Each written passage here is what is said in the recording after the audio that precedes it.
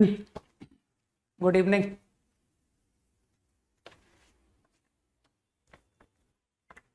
Good evening. Differential equation का last exercise discuss हो गया है ना, अगर मैं सही हूं? करेक्ट। एक बार याद दिलाओ मुझे। Exercise, last exercise of DE is over. Yes, okay. जय हिंद। तो आज का होमवर्क क्या है? Vectors only.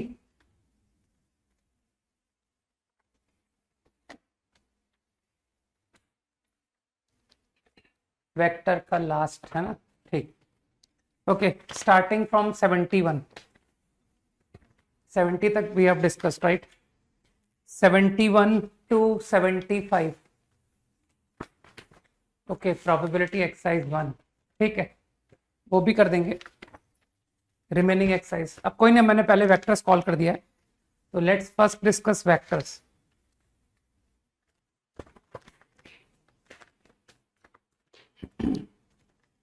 Seventy one to five, no doubt, quickly.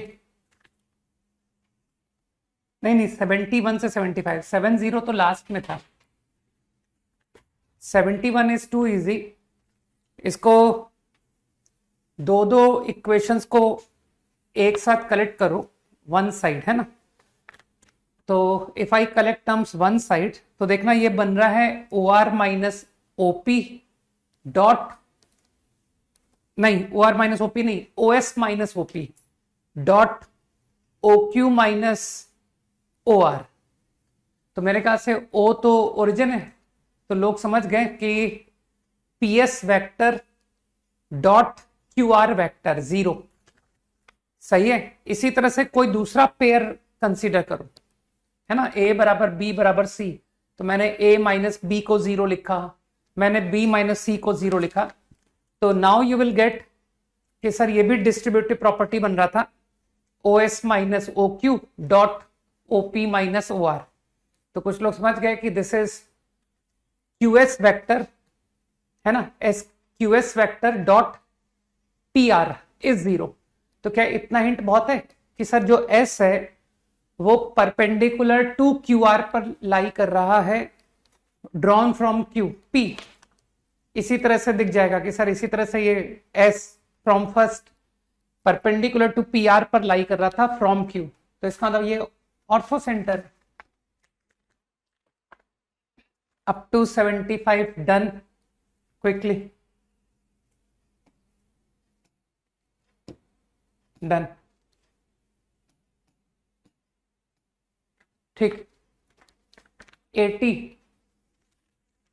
74 तो बहुत लल्लू क्वेश्चन है ना। लोगों को पता है कि दो का डॉट प्रोडक्ट का समेशन को कैसे टैकल करना पड़ता है ना, कि taken two at a time के डॉट प्रोडक्ट बन रहे थे, तो कुछ लोग जानते हैं कि हाउ टू हैंडल, है ना, X dot Y, Y dot Z, Z dot K, X को कैसे मैनेज करें। 80th 80, ठीक है, 80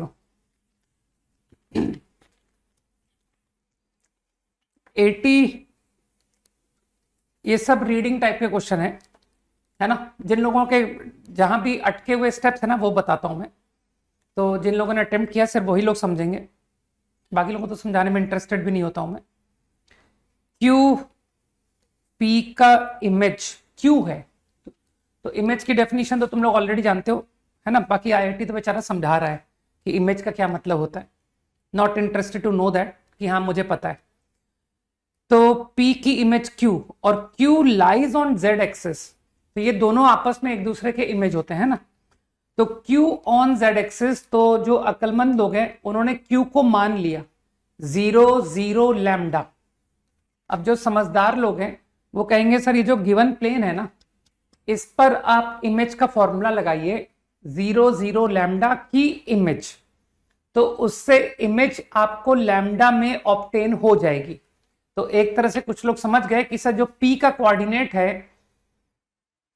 वो लैम्डा के टर्म्स में आ गया, है ना। मैंने तो प्लेन से फॉर्मूला तक प्रूव कर दिया था, तो प्लेन से इमेज लेके यू ऑब्टेन P। अब यार वो P का जो डिस्टेंस है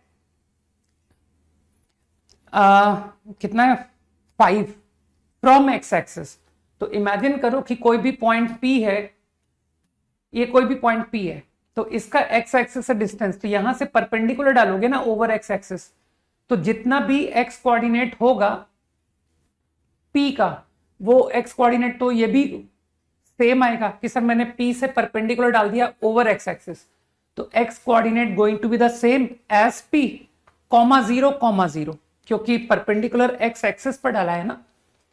तो मुझे लगता है कि तुम्हारा P लैम्डा के टर्म्स में आ चुका है, तो उससे तुमको ये कोऑर्डिनेट परपेंडिकुलर का पता पड़ गया, और फिर अब तुम डिस्टेंस फॉर्मूला लगा दोगे कि सर वो z एक्सिस पर, x एक्सिस पर जो परपेंडिकुलर था उसके कोऑर्डिनेट से डिस्टेंस ले लिया मैंने।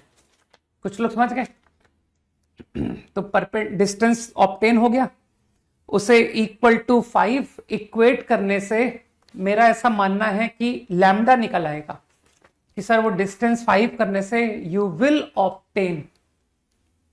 ठीक है, वैसे तो तुमको फुट ऑफ परपेंडिकुलर नहीं भी निकालते है ना, ये क्या है ना, एक्स एक्सिस थी ना कुछ ज्यादा इजी थी, इसलिए मैंने तुमको परपेंडिकुलर बता दिया ऑन एक्स एक्सिस। अदरवाइज तुम जानते हो कि मुझे लाइन से परपेंडिकुलर कैसे मैं लेता हूं।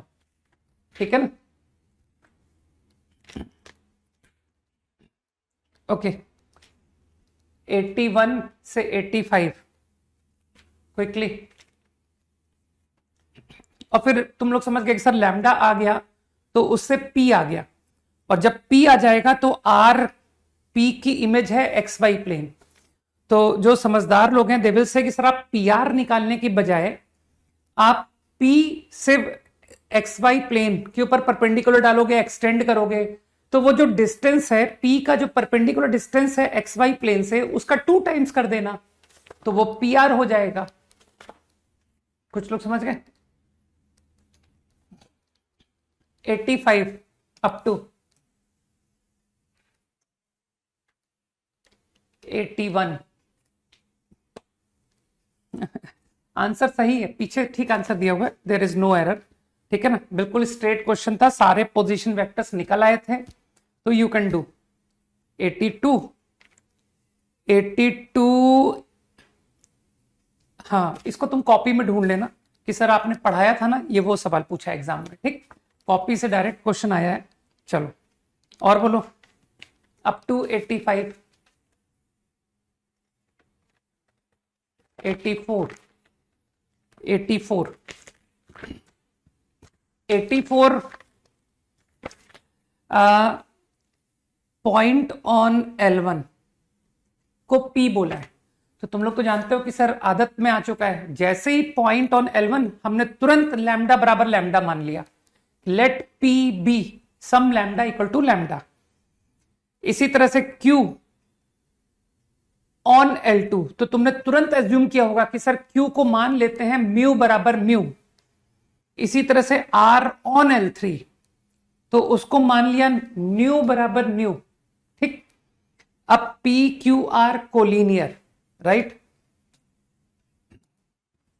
तो जो लोग समझदार हैं कि सर P का पोजीशन वेक्टर मैंने मान लिया है लैम्डा में, Q मैंने मान लिया है म्यू में, और R मैंने मान लिया है न्यू में, तो मेरे ख्याल से PQ QR, तो PQ वेक्टर लिख लोगे तुम, IJK में PQ आ गया।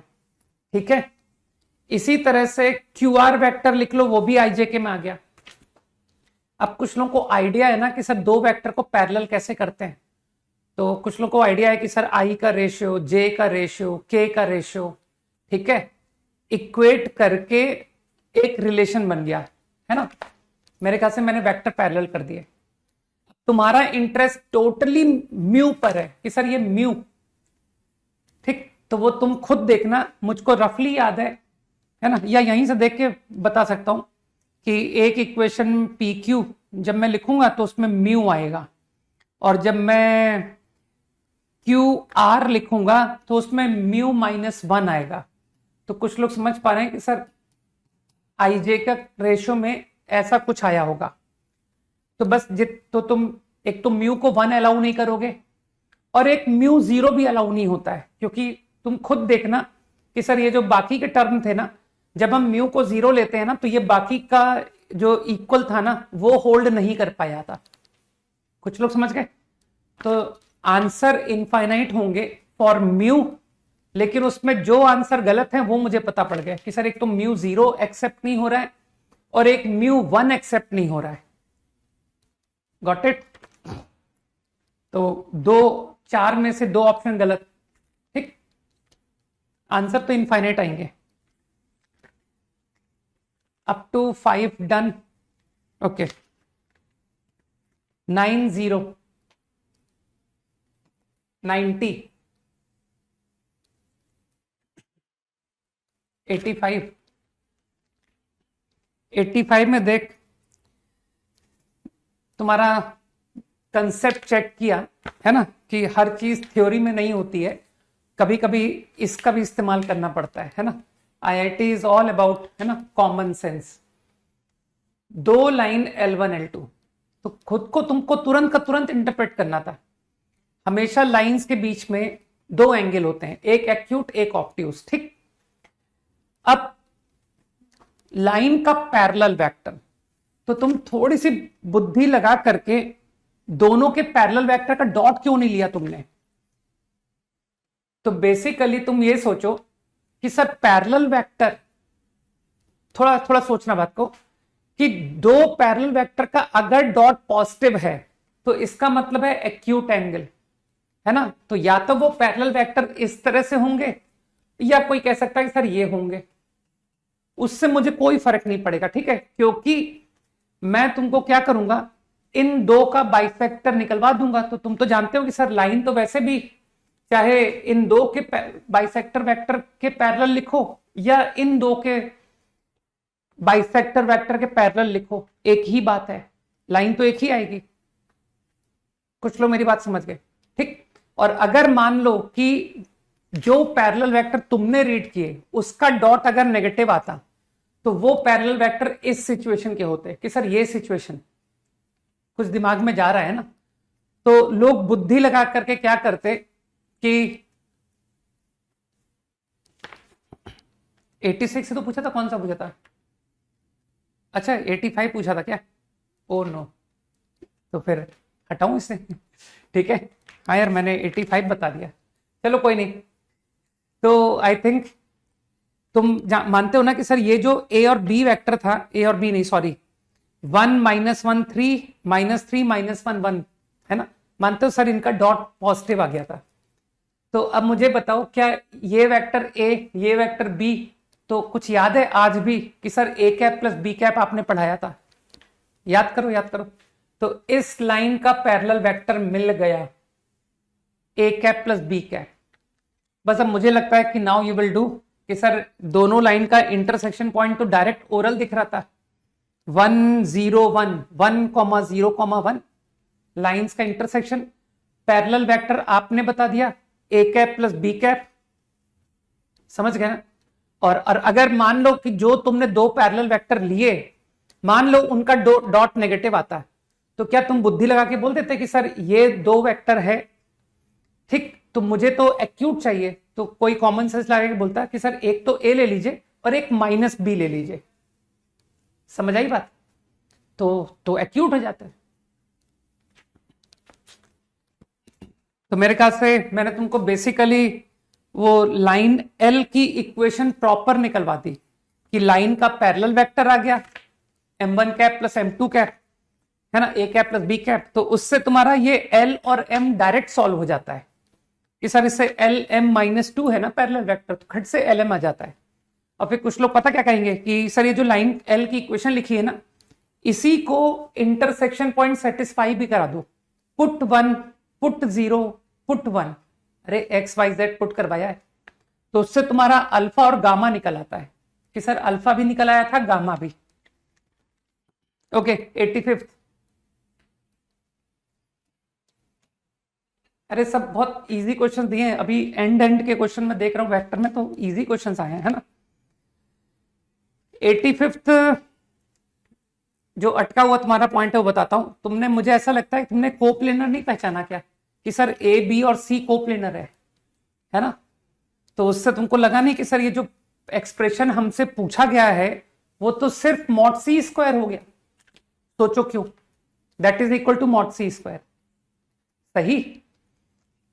अब मुझे लगता है कि तुमको प्रोजेक्शन का फॉर्मूला आज भी याद होगा कि sir a plus b vector ijk में निकल आया तो c dot that upon mod that, ठीक, इज इक्वल्स टू 3√2। तो कुछ लोग समझ गए कि सर c एक unknown dot known vector upon value, mod की वैल्यू 3√2। सही है, ये नोन है मुझे। तो अब तुमको c की मॉड c में इंटरेस्ट है कि सर मेरा सवाल तो मॉड c है, आपको तो मॉड c स्क्वायर मिन पूछा है, तो इंटरेस्टेड इन मॉड c। तो तुमको लगता नहीं कि सर यहां पर मुझको डॉट प्रोडक्ट पढ़ाया था, बताया था सब, तो why didn't you use less equal to mod c? इस बेचारे का मॉड तो 1 ही हो गया कि सर ये जो भी वेक्टर है c dot alpha vector upon mod alpha, यही तो होता है प्रोजेक्शन। मैंने a प्लस बी नाम बोला ही नहीं। तो कुछ लोग समझ गए कि सर आप मॉड इंटू कॉस थीटा, और आप कॉस थीटा को लेस इक्वल बोल चुके हो 1।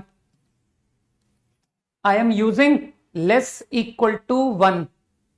कुछ लोग समझने की कोशिश करें, ठीक है, कि सर प्रोजेक्शन हो गया c dot a plus b का cap, a plus b upon mod a plus b. तो आप क्या कर रहे हो, mod c mod into cos theta, और कॉस थीटा को you are using less equal to 1। तो कुछ समझ में आया कि सर ये तो डायरेक्ट हो गया क्वेश्चन, इतना लल्लू क्वेश्चन पूछा गया विदाउट डूइंग कैलकुलेशन। मेरा mod c greater equal to आ गया, मिन वैल्यू। तो मानते हो मॉड सी स्क्वायर मिन पूछा था, बच्चों टाइप क्वेश्चन नहीं। बताओ जेई एडवांस वाले ऐसे बच्चों वाले क्वेश्चन भी पूछ लेते हैं कि सर एकदम ही बेवकूफ समझ लिया हमको, नहीं।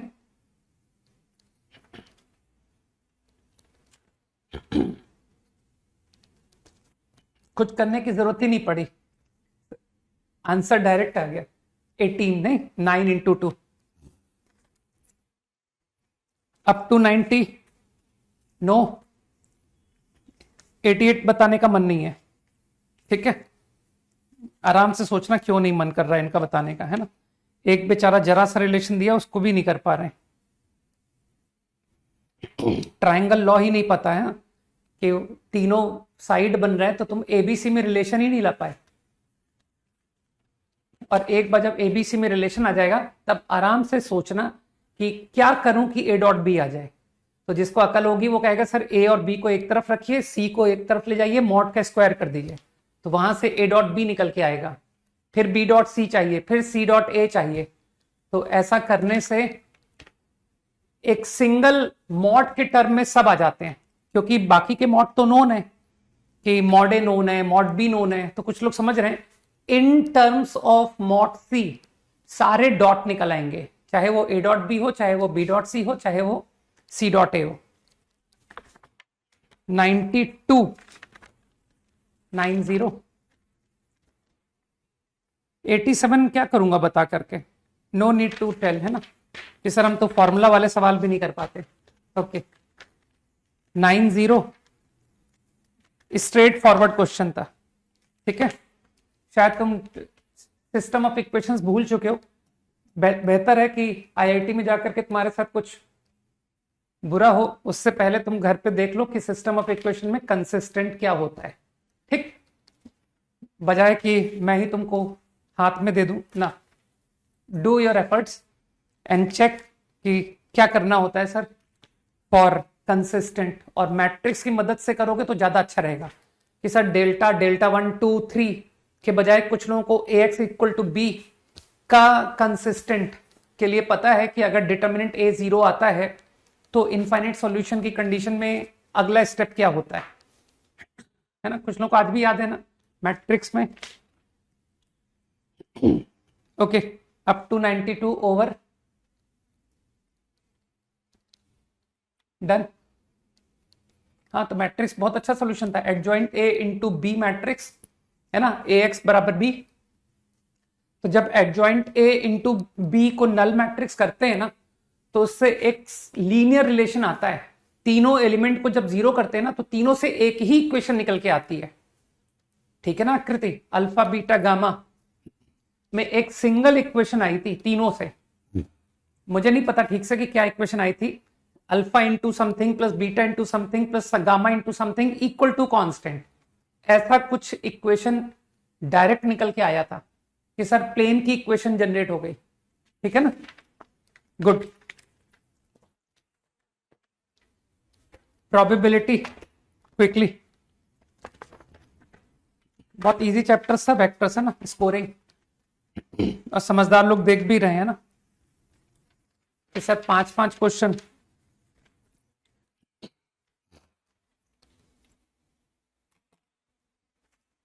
से 20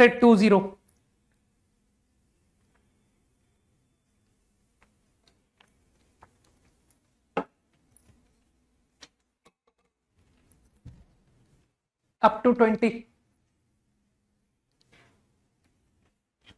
19। okay,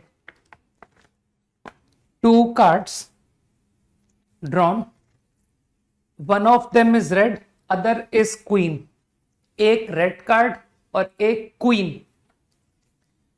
तो तुमने केसेस बनाए होंगे ना, उसके बजाय डोंट यू थिंक कि सर जो 2 कार्ड आए हैं रेड एंड क्वीन के अलावा कोई और कार्ड नहीं आना चाहिए। तो रेड एंड क्वीन कितने कार्ड्स हैं? या तो कार्ड रेड हो या फिर रेड और क्वीन, है ना? तो रेड कार्ड 26 और उसमें 2 क्वीन और जोड़ लो कि sir black queen's.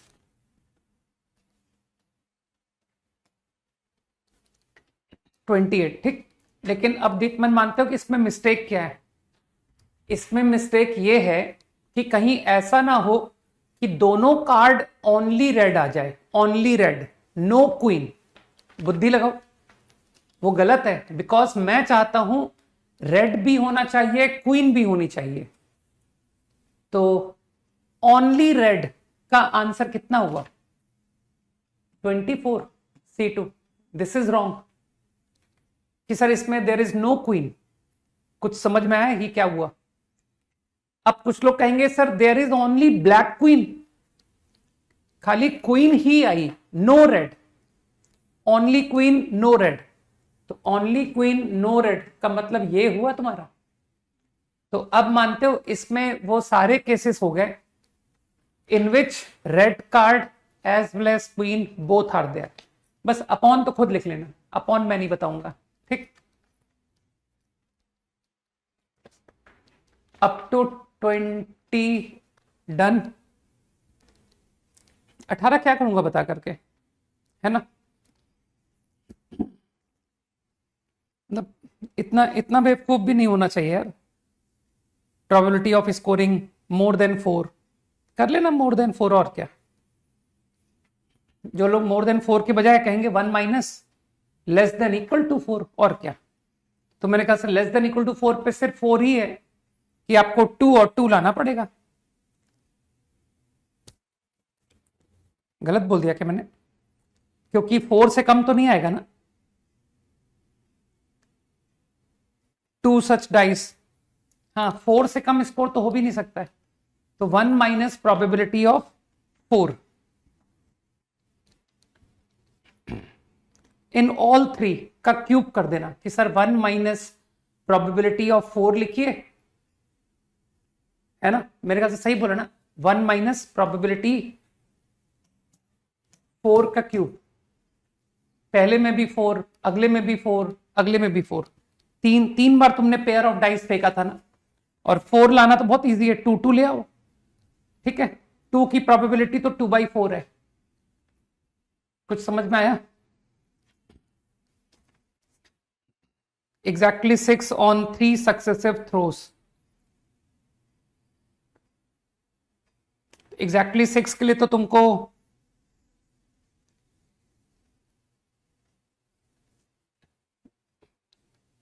On each of, तो प्रोबेबिलिटी ऑफ 6, ये तो 4 लिख दिया मैंने ना, 4 की तो तुम लिख लोगे।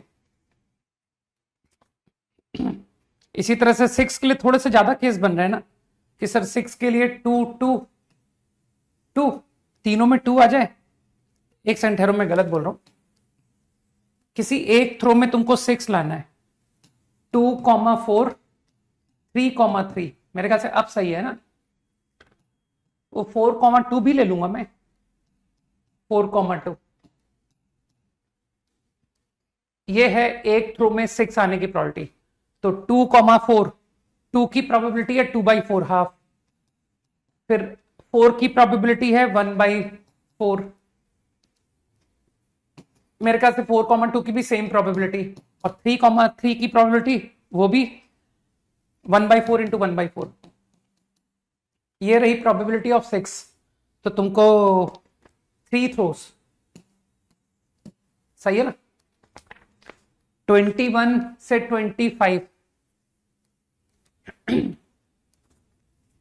21 टू 25, 21 का ए एंड 22।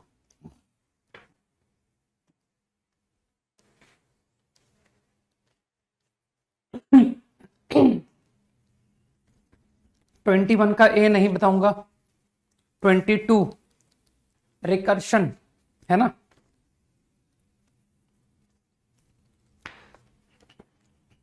ये थोड़ा अच्छा आइडिया है तुम्हारे लिए। तुमने इसको कहीं और पीएनसी या कहीं और भी देखा होगा। Exactly N points, probability PN. मुझे नहीं पता कि मुझे कितने टॉस करने पड़े, लेकिन in whatever number of tosses score should be N, ठीक? को मैंने पीएन बोला है।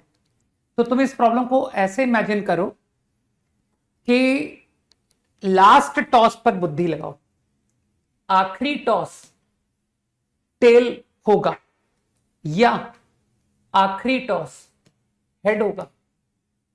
सोचो सोचो आराम से, राइट? अब टेल का स्कोर कितना है? 1 पॉइंट फॉर टेल। तो मुझे बताओ, अगर लास्ट टॉस टेल है तो इसके before, I don't know number of tosses, मैं बहुत साफ बोल के चल रहा हूं, मुझे नंबर ऑफ टॉसेस के बारे में कोई ज्ञान नहीं है, लेकिन मुझे बताओ, क्या मैं बोलूं कि इसके बिफोर आपका जो स्कोर आया होगा वो n-1 का स्कोर हुआ होगा? सोचो, obtain the score of n-1, then and with tail n-1 + 1। कुछ लोग समझ गए? Obtain score of n-2 and then head, ठीक है? No other possibility. Now score of n-1, अगर तुम n के स्कोर को pn बोल रहे हो तो obtain score of n-1 must be pn-1 and tail, tail की प्रोबेबिलिटी कितनी है? हाफ। और obtain score of n-2 and head. I think this is the relation obtained. Got it? बस अब तो यही प्रूफ दैट लिखा हुआ है। अब मेरे ख्याल से लोग समझ जाएंगे कि सर इस तरह से अब हमको क्वेश्चन में अगर वो कहेगा कि probability of obtaining score of 7, तो मुझको केस बना बना के सोचने की जरूरत नहीं है कि यार 7 का स्कोर कैसे लेकर के आऊं। सही है ना? कि how to obtain the score of 7, no need कि head tail head number of tosses पर केस बना बना के कर रहा हूं, कोई जरूरत नहीं है। जो बुद्धिमान लोग हैं वो कहेंगे कि सर ये रिलेशन जनरल हो गया आपका एन के स्कोर का। अब आपको चलो 1 का स्कोर बताता हूं कि 1 का स्कोर की प्रोबेबिलिटी कितनी होगी। सोचो सोचो, चलो बताओ, तुम लोग बताओगे मुझे। Tell me the probability of P1। Tail, scoring 1 की प्रोबेबिलिटी क्या होगी? देखे भाई, सही है दीप्तम। तो बाकी लोग कॉपी कर लें। तो दीप्तम इज सेइंग कि आंसर इज हाफ, ठीक? कई लोग समझ गए, ठीक है ना? शायरी एंड ऋतुराज, सम्यक, ओके।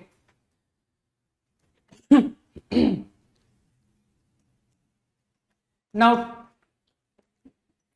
अब जो मूक दर्शक हैं, ठीक है, कि सर हम लोग को तो कुछ करना तो है नहीं, है ना, तो एक बार ट्राई करें कि सर P2 का जवाब देंगे। चलो बाकी लोग P2 का जवाब दे देखें, कुछ तो पता पड़े कि कुछ।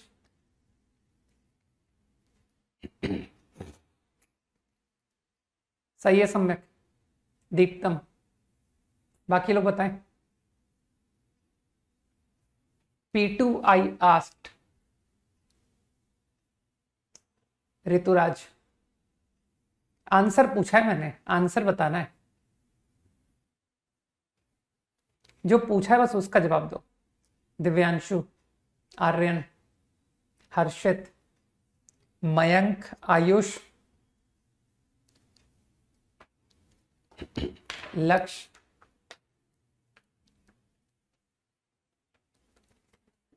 आयुष आई कॉल्ड है ना, लक्ष्मी, जिनके नाम कॉल कर दिए दोबारा नहीं बोले, सायरी, वृष्टि, राहुल, नहीं राहुल तो रॉन्ग है। जो लोग इस छोटे से सवाल का जवाब नहीं दे पा रहे हैं वो लोग इस बारे में सोचें कि मैं आईआईटी की तैयारी करके कहीं भारी भूल तो नहीं कर रहा हूं, ठीक है, थोड़ा एक बार ढंग से मंथन कर लें, राइट।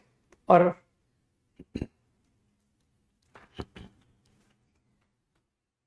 दीपमन, तो आई थिंक स्कोरिंग 2, तो ऑब्टेनिंग स्कोर ऑफ 2, तो लोग समझ गए, या तो एक सिंगल हेड या दो टेल, सही है ना, एक सिंगल हेड या दो टेल। अभी शायद कुछ लोगों को घुसा हो दिमाग में। तो अब मुझे लगता है कि अगर मैं तुमसे कहूंगा P3 तो लोग कहेंगे सर यहाँ n को 3 रख दीजिए, फॉर्मूले से निकलेगा। फिर अब मैं कहूंगा तुमसे P4, तो अब मैंने कहा ना, मैंने मेहनत अब बंद कर दी, अब फॉर्मूला मेरा काम चालू कर चुका है कि सर अब फॉर्मूले से आपको P4, P5, P6, P7 सब निकल आएगा, ठीक, okay. Only those who are doing something concentrate, rest, थोड़ी देर के लिए स्लीप में चले जाओ, ठीक है, आराम करो, जीवन आराम करने के लिए बना है, ओके।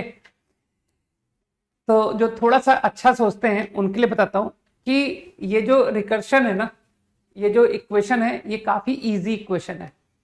मैं Pn को ओनली फंक्शन ऑफ n भी आपको डिराइव करके दे सकता हूं, Pn को इन टर्म्स ऑफ P2 P1 तो निकाल के रख दिया। तो कुछ लोग अगर ध्यान दें तो दे विल से कि सर हमको सीरीज का कुछ आइडिया लगाते हैं। चलो let's write P3, P2, P1 half, तो आई सेड कि चलो P3 minus P2 let us create, तो you will get to know P1/2 minus P2/2, है ना, माइनस P2 कर दिया था ना, तो minus half P2 minus P1।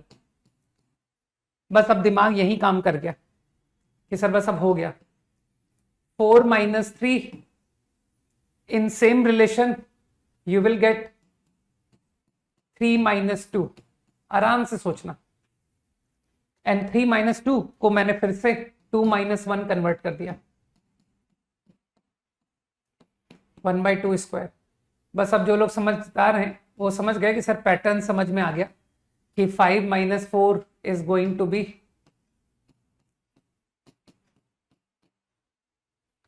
And so on. बस तो यू विल रियलाइज कि एक जीपी ऑब्टेन हो जाएगी, डेफिनेटली आई विल ऐड, है ना, तो ऑब्जर्व कर लो यार, 2 की पावर n माइनस 2, इतनी तो अकल होनी चाहिए। यहां पर कंफ्यूजन छोड़ दो कि सर प्लस या माइनस डजंट मैटर। तो if I add Pn and P2, 2 minus 1,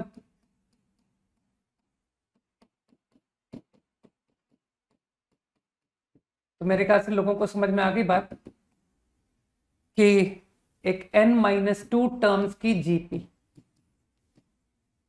मैंने नहीं लिखा नंबर ऑफ, आखिरी टर्म मैंने लिखा ही नहीं, क्योंकि मुझे कॉमन रेशियो साफ नजर आ रहा है, मुझे फर्स्ट टर्म साफ नजर आ रही है, और जीपी कितने टर्म की है वो भी साफ दिखाई दे रहा है। तो now you will add and you will obtain Pn function of n only, ठीक है ना। तो सर तो कुछ ज्यादा इजी हो गया।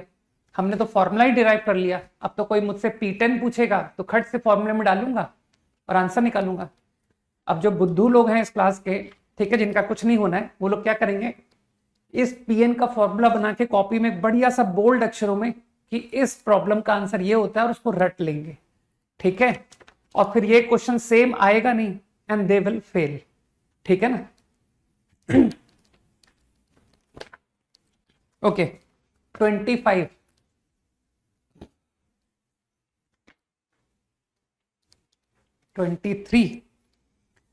23 में सब में क्या लैंग्वेज को तुमको समझना था, वो बहुत इजीली बोल रहा है कि नेक्स्ट स्टॉप पर नो पैसेंजर बोर्ड।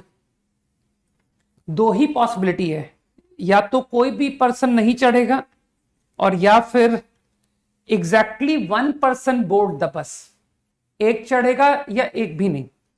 और फिर वो कह रहा है कि क्या प्रोबेबिलिटी है कि हम जब आगे मूव कर गए आफ्टर नेक्स्ट स्टॉप तो there are n passengers in the bus. तो तुमको लगा नहीं कि सर एक पर्सन उतर गया, 1 person get down and 1 person board, या फिर no person get down and no person board. तो आपका n पैसेंजर विल मेंटेन। बुद्धि लगाओ। तो no person get down, no person, तो पर्सन के उतरने की प्रोबेबिलिटी कितनी है, P। May get down with probability P, तो you are saying no person get down, 1 minus P power n। And no person board, तो नो पर्सन बोर्ड की probability कितनी है, no person boarding next stop being P not. 1 person get down, तो समझदार लोग जानते हैं कि सर 1 पर्सन गेट डाउन बताओगे नहीं कौन सा पर्सन,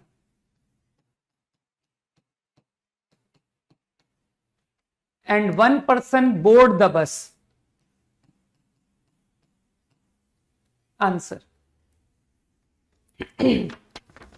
25। इजी था ना क्वेश्चन, एकदम स्ट्रेट क्वेश्चन है ना। तो तुम लोग लकी हो कि सर सारे स्कोरिंग चैप्टर्स एक साथ हो रहे हैं, है ना। तुमसे लकी कोई नहीं है, मालूम है। लोग डिस्ट्रीब्यूटिव पढ़ रहे हैं कि सर बहुत पहले कोनिक पढ़ा था, है ना।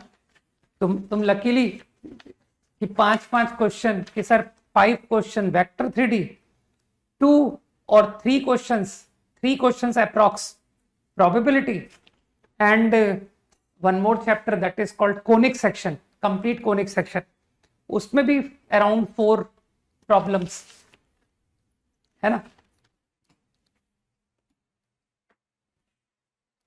और कुछ समझदार लोग तो जानते हैं कि सर खाली इतना ही करके चले गए ना तो 3-4 हजार रैंक तो पक्की इन्हीं से आ जाएगी, मैथ्स की रैंक, है ना, 4000 approx.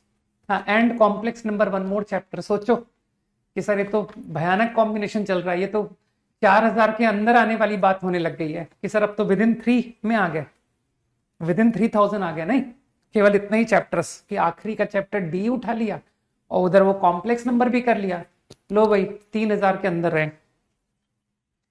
25th question, only hint, actually 25th is a very good problem.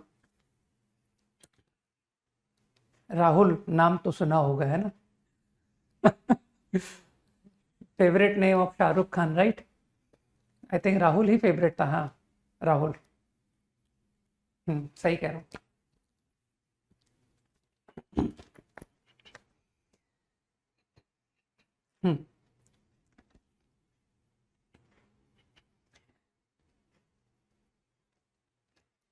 देखना शायद सभी, है ना, क्या DDLJ में भी आई थिंक राहुल ही था ना नाम, DDLJ, डर, सब में, और भी कुछ अच्छे मूवीज हैं उसके, कुछ कुछ होता है ना, सब में राहुल।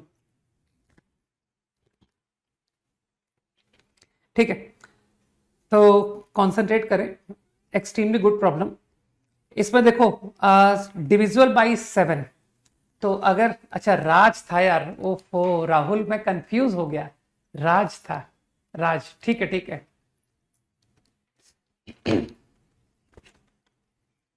वैसे राहुल भी कुछ मूवीज में तो रहा ही है ना कि सर नहीं, राज ज्यादा था, राज, जितने नाम लिए उनमें सब में राज था।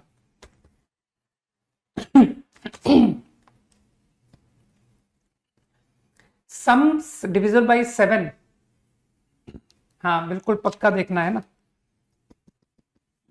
ये कोई भी मूवीज जो है ना मिस करने वाली मूवीज नहीं है। इसमें केसेस बनेंगे, तुम चाहते हो ना पीएनसी भी स्ट्रांग हो जाए, तो डिविजिबल बाई 7 में केस बनाना। Some is 7, 14, 21, 28, 35। मेरे ख्याल से इसके अलावा और कोई केस नहीं होंगे ना। टोटल कितने डाइस थे? 6, 6 इंटू 6 36। ये केसेस है। मैं ऑल्टरनेट मेथड बताऊंगा, लेकिन एक मेथड वो भी देख लेते हैं जिससे सर पीएनसी थोड़ी स्ट्रांग हो जाए। तो 6 डाइस का थ्रो, तो first dice, second dice up to 6th dice, तो यू विल डेफिनेटली से कि सर 7 का मतलब है 7 alike object over 6 person. Why 7 alike object? Because अगर मैं कहता हूं कि फर्स्ट डाइस में 2 आया, तो कुछ लोगों को ज्ञान है कि मैं तुमसे ये नहीं पूछूंगा कि first dice get score of 2, which 2, which 2, है ना sir, it is immaterial, which 2, तो इसका मतलब है ऑब्जेक्ट्स अलाइक। याद आया? तो 7 अलाइक ऑब्जेक्ट 6 पर्सन। लेकिन मानते हो सर मिनिमम 1 देना, क्योंकि डाइस में there is no 0, 1 dice get 0, impossible. Dice का स्कोर पता है ना सबको, 1 2 3 4 5 6। तो जिसको पीएनसी आती है वो समझ गया। 6 person, 5 dividers is the answer. Got it? ये ऑटोमेटिकली सही आंसर हो गया, इसमें गलत मेथड आएंगे ही नहीं, क्योंकि तुमको इस बात का ध्यान रखना इंपॉर्टेंट है कि सर 1 से 6 के बीच में स्कोर जाना चाहिए। तो क्या तुम कॉन्फिडेंट हो कि सर 6 से ज्यादा स्कोर किसी में जाएगा ही नहीं? क्योंकि आप मिनिमम 1 सबको दे रहे हो, मिनिमम 1, तो इट इज इम्पॉसिबल कि any of the dice get more than 6, impossible. Now if I go for 14,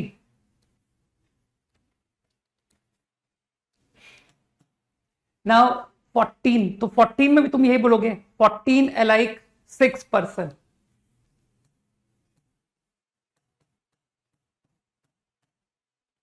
अब इसमें तुम लोग स्मार्ट हो कि सर इसमें रॉन्ग आंसर्स जा सकते हैं। 1 डाइस गेट मोर देन 6 इसमें काउंट हुआ है, तो उसको घटाऊं कि रॉन्ग आंसर्स को रिमूव कीजिए? तो रॉन्ग आंसर समझ रहे हो, तुरंत इंक्लूजन एक्सक्लूजन में जाओगे कि sir first dice more than 6 event A1, okay, second dice more than 6 event A2, ऐसे 6th dice more than 6 event A6। तो तुम समझ पा रहे हो यहां पर क्या घटाऊंगा मैं? Union, A1 to A6 union. Okay, now let me right S1। तो S1 का मतलब तुम समझ गए कि sir let us right A1, NA1। तो डाइस 1 मोर देन 6, तो तुम लोगों ने क्या किया कि सर पहले ही बेचारे को 7 दे दीजिए, एंश्योर हो जाएगा कि that dice get more than 6, और बाकियों को 1 तो दोगे ना, 1 ईच रिमेनिंग डाइस। तो I think 14 minus 12 plus dividers, ठीक, ये A1 का आंसर है। आई थिंक कुछ लोग समझ पा रहे हैं कि सर S1 का आंसर A1 A2 सबका यही आंसर होगा। तो don't you think this is S1? Agree करते हो कि सर S2 होगा ही नहीं? 2 dice more than 6 is impossible. करके देखो कि सर मैंने 7 + 7 14 हो गया, लेकिन मैंने मिनिमम 1 सबको भी तो दिए थे, तो इसका मतलब है S2 0। तो तुम्हारा यूनियन फॉर्मूला कंप्लीट हो गया कि सर यही है यूनियन। समझ में आ रही है बात? बस इसी तरह से कि सर 21 ये सबसे डिफिकल्ट है, तो फील कर पा रहे हो कि अब तो ठीक है सर 21 -6 + 5 C5, इसमें S1 S2 दोनों ही आएंगे ना कि सर इसमें S1 भी आ रहा है। कितना दिया मैंने? 5 सॉरी 7 + 5। देखना कुछ गलत हो तो बताना। S2 total minus union formula, union is S1 - S2, तो S2 का मतलब है कि 7 + 7 एंड 1 1 1, तो 14 + 4 18।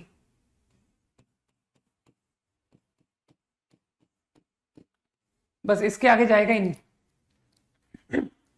S3 आगे जाएगा ही नहीं।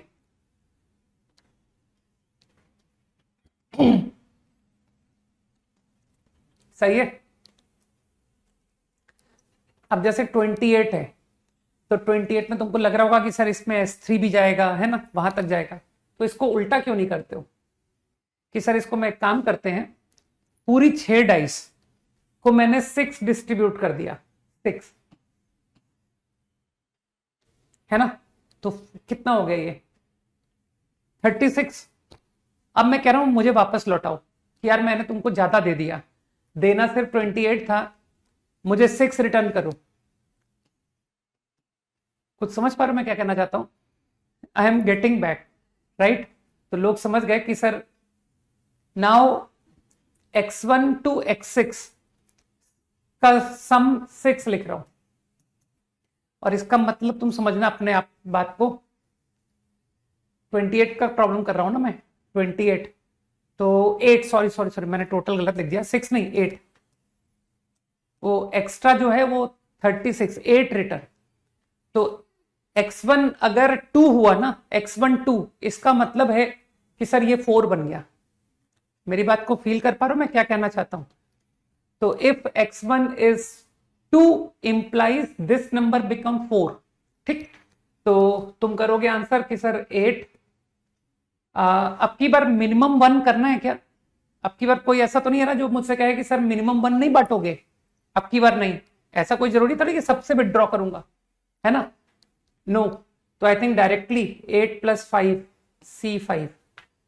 अभी मैं सेटिस्फाइड नहीं हूं कि सर इसमें भी तो मिस्टेक होगी, तो जो समझदार लोग हैं दे विल से कि sir what is wrong in this answer, if any of the number get more than 5, कि सर आपने तो पूरा 6 ही रिटर्न ले लिया, है ना, ग्रेटर इक्वल टू 6 लिख लो, एक ही बात है ना। तो again inclusion exclusion, any of the number greater equal to 6 is wrong.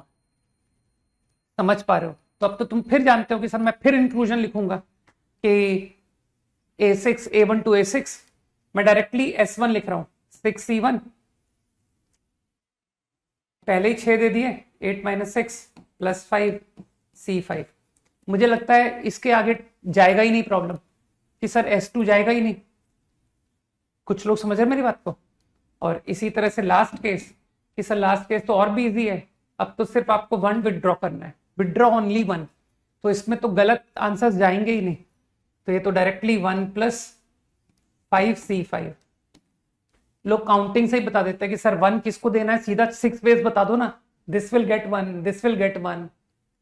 मेरे ख्याल से बात समझ आई। तो this is how you will do using PNC, divisible by 7। इतना लंबा प्रॉब्लम था, ठीक, हालांकि उतना लंबा भी नहीं है, ठीक है। और इंटरेस्टिंग बात यह है कि अभी मैं तुमको ऑल्टरनेट मेथड ही बताऊंगा, तो वो भी कोई बहुत छोटा नहीं है, ठीक है, लेकिन इससे तो बेटर है एटलीस्ट। ये मैंने सिर्फ फेवरेबल लिखे, टोटल मैंने तुम्हारे लिए छोड़ दिया कि टोटल तो सर कुछ तो हम करेंगे। ऑल्टरनेटली मैंने क्या किया, थोड़ा अच्छा सोचते हैं। नंबर ऑफ थ्रोस कितने हैं? 6 है ना, number of throw 6 pair dice and divisible by 7। तो मैं एक काम करता हूं, अब देखना जैसे ही मैं कॉल करूंगा तुम पकड़ लोगे आइडिया कि सर किस आइडिया की बात कर रहा हूं। 6 डाइस के बजाय यू टॉक अबाउट n, कि sir n dice and sum divisible by 7, ये प्रॉब्लम है। अब एटलीस्ट मुझे तुम मेरा थॉट प्रोसेस बताओ कि मेरा थॉट प्रोसेस अब किस मेथड की तरफ जाएगा। If I talk about n dice, recursion, good, ठीक है ना। तो तुम समझते हो कि सर ऐसी सिचुएशन में आप मानोगे कि let probability of n dice sum divisible by 7, है ना, डाइस का स्कोर का सम डिविजिबल बाई 7 को मैंने pn बोल दिया, ठीक। अब तुम थोड़ा सा तुमने सीखा होगा कि सर ऐसी सिचुएशन में आप एंड में जाके क्यों नहीं सोचते हो कि यू एंड विथ, राइट। तो आपका जो एंड होता है थ्रो का, तुमको लगता नहीं कि सर यहां पर स्कोर क्या आता है आखिरी में, स्कोर 1 2 3 4 5 6, इसके अलावा और कोई स्कोर तो नहीं है ना, व्हाट यू एंड विथ। अब मुझे बताओ व्हाट अबाउट n-1 थ्रोस। थोड़ा सा सोचो कि सर एंडिंग मुझे साफ दिखाई दे रही है कि एंडिंग किससे होने वाली है। तो इस बात को ध्यान में रखते हुए मुझे बताओ कि n-1 थ्रोस में व्हाट विल हैपन, क्या होना चाहिए इन टर्म्स ऑफ, जो मैंने n के बारे में सोचा है कि सम डिविजिबल बाई 7 इज pn, तो what you would like to say about n-1 throws? Think, कोशिश करो सोचने की।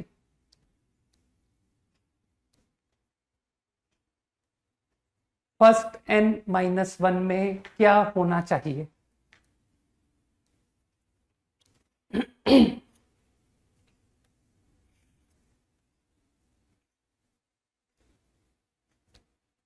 अच्छा, यहां पर कुछ भी होने दो, 1 का मतलब है कि कुछ भी अलाउ कर दो। अच्छा, pn-1 कहना चाहते हो। pn-1 कहने का तात्पर्य है कि सर डिविजिबल बाई 7, क्योंकि n का थ्रो, n डाइस का थ्रो डिविजिबल बाई 7 अगर pn है, तो जो pn-1 है ना, वो n-1 का थ्रो डिविजिबल बाई 7 है। I think Harshit is right, है ना। तो हर्षित सही कह रहा है। हर्षित कह रहा है कि sum of n-1 not divisible by 7 होना पड़ेगा, ठीक है ना। तो जो n-1 का थ्रो का सम है नॉट डिविजिबल बाई 7, तो अगर pn probability of n divisible by 7 है, तो बताओ what is the probability of n-1 not divisible by 7, क्या लिखेंगे इसे? सोचो सोचो, n-1 का थ्रो नॉट डिविजिबल बाई 7 की प्रोबेबिलिटी को क्या लिखा जाएगा? थिंक।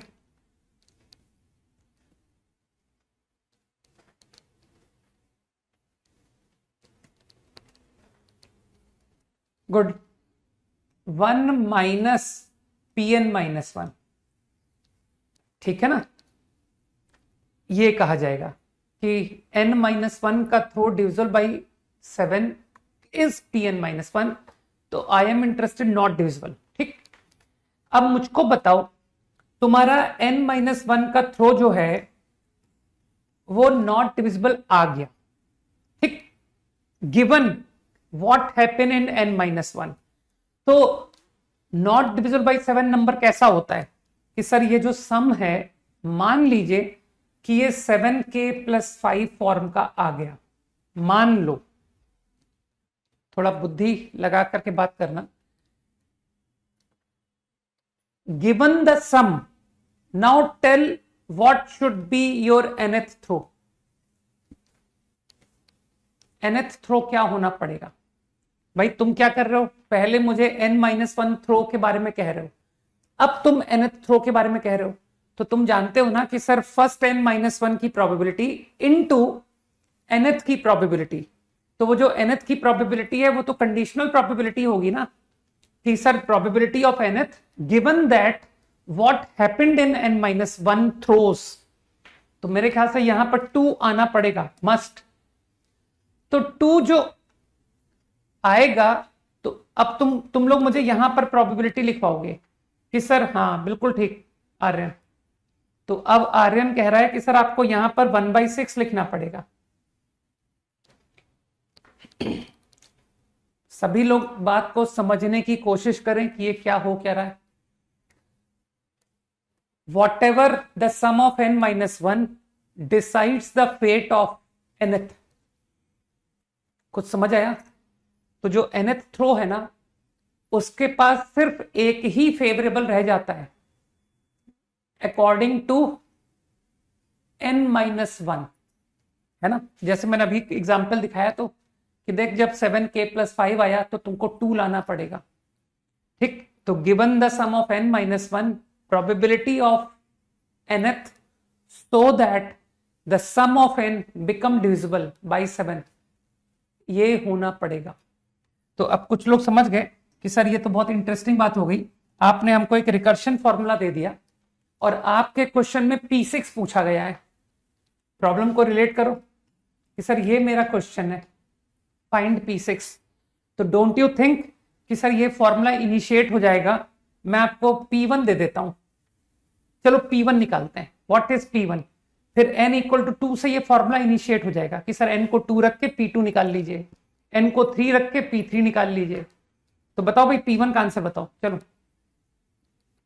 What is P1? देखिए कितने लोग सही आंसर देते हैं। सही है दीपमन।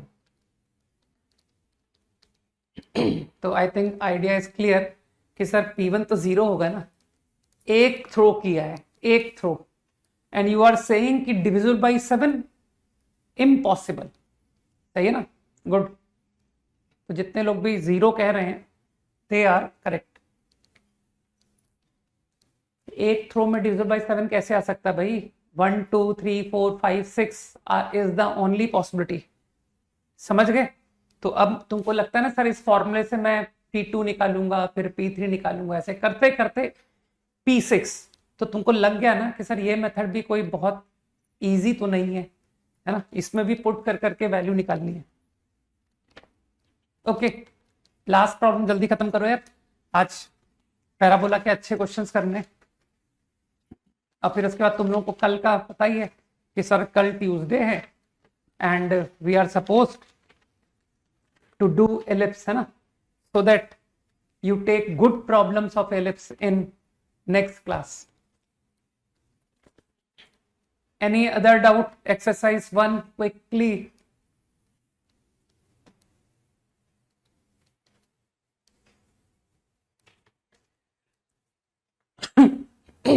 ट्वेंटी 26 का B।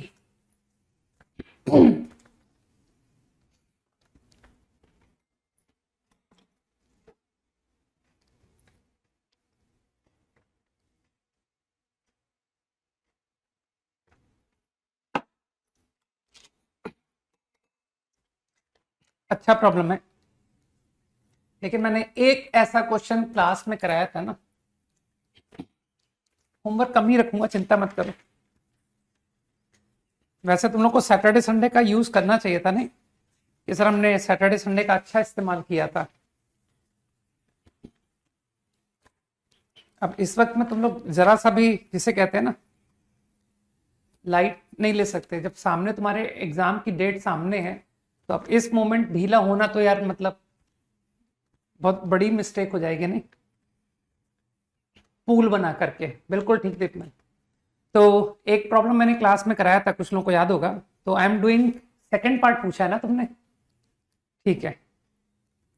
तो यार सेकेंड पार्ट ही तो मैंने क्लास में कराया, तो मुझे ऐसा लग रहा है तुमको लगता नहीं सर इसमें सेमीफाइनल है, तो यू टॉक अबाउट 4 पूल्स, क्योंकि सेमीफाइनल में कितने लोग पहुंचेंगे? 4 लोग, तो हर पूल का विनर 4 पूल्स। तो कुछ लोग समझ गए कि सर हर एक पूल का जो विनर है वो सेमीफाइनल पहुंच जाएगा। तो टोटल 16 प्लेयर्स, 4 ईच, 4 है ना। अब जो समझदार लोग हैं दे विल से कि सर P6 को सेमीफाइनल पहुंचाना है। तो आप ये 4 पूल पे दिमाग क्यों लगाते हो, आप सिर्फ P6 के पूल पर ध्यान दो ना, कि सर P6 का पूल की बात करते हैं। जिस भी पूल में P6 प्रेजेंट है ना, तो लोग समझदार हैं, दे विल से कि सर आपको ना इस पूल के लिए 3 प्लेयर चाहिए, और आप एक काम करो ना, जो क्लास के P6 से खराब बच्चे हैं ना वो सारे बच्चे इस पूल में डाल दो। तो P6 से खराब बच्चे तुमको पता है ना, out of 16 how many, 10। And what is the total way, कहना सर एनी 3, टोटल वे तो एनी 3 लीविंग P6। ये क्वेश्चन मेरे हिसाब से ज्यादा आसान था, ठीक है ना। हालांकि वो फर्स्ट पार्ट भी इजी था, कि सर फर्स्ट पार्ट में भी कोई खास दम वाली बात नहीं थी, उसमें आपको चारों पूल बनाने पड़ जाते, क्योंकि एक पूल P1 का, एक P2 का, क्योंकि चारों को अलग अलग पूल में होना पड़ेगा, तभी वो टॉप 4 प्लेयर्स चारों सेमीफाइनल पहुंचेंगे। If they all are in same pool, different pool. कुछ समझ में आया कि सर फर्स्ट पार्ट भी इजी था, P1 का पूल, P2 का, P3 का, P4 का। तो आप तो जो टोटल 12 प्लेयर हैं उनके 3-3-3 के 4 ग्रुप बना दो, और फिर 3-3-3 के 4 ग्रुप बना के उनको डिस्ट्रीब्यूट कर दो over 1 2 3 4, P1 P2 P3 P4 पर डिस्ट्रीब्यूट कर दो, ठीक। और रही बात टोटल वे, टोटल वे में तो तुम लोग समझदार हो कि सर ये तो आपने फेवरेबल बताया। टोटल इस 16 प्लेयर को 4-4 के 4 सेट में डिवाइड कर दो, दैट्स इट। 16 4 इक्वल ग्रुप्स, ठीक।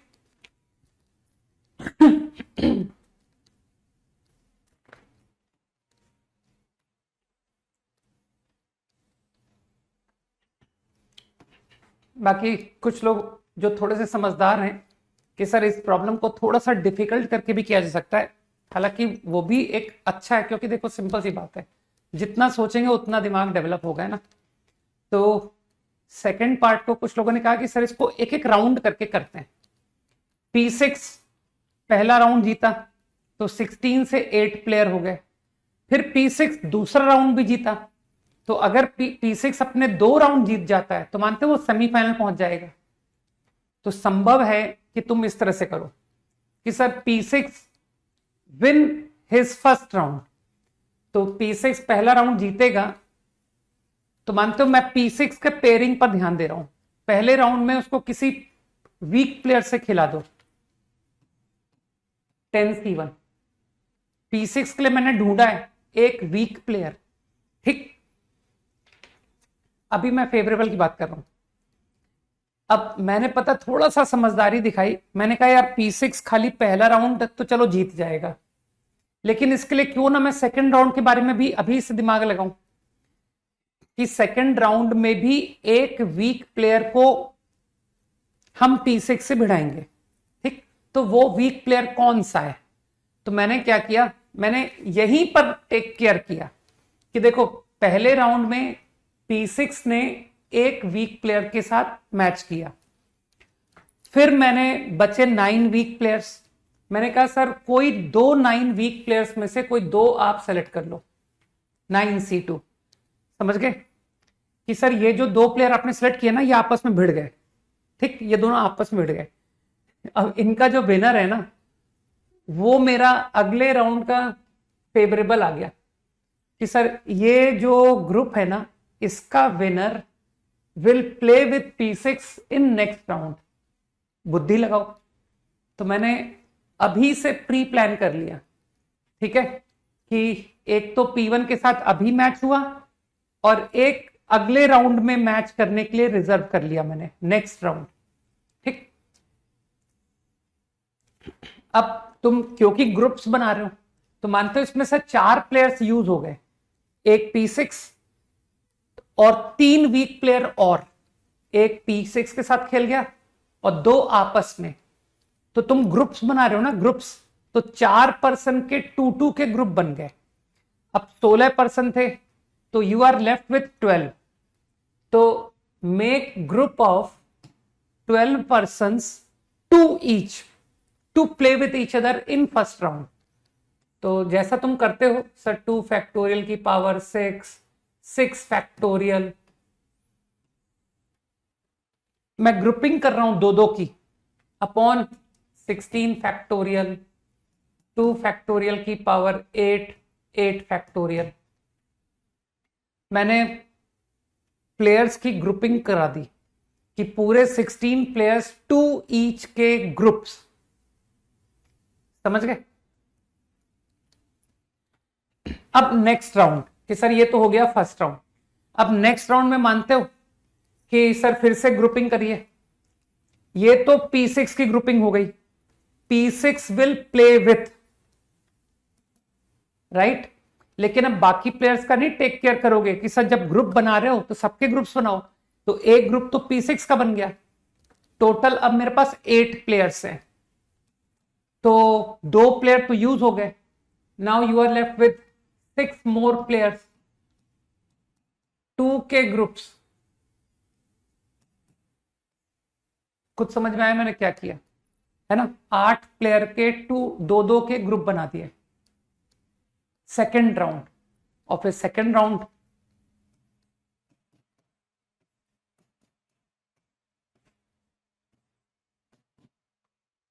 तो ये भी एक अच्छा थॉट है, थोड़ा कॉम्प्लिकेटेड है but it is good. Discussion over.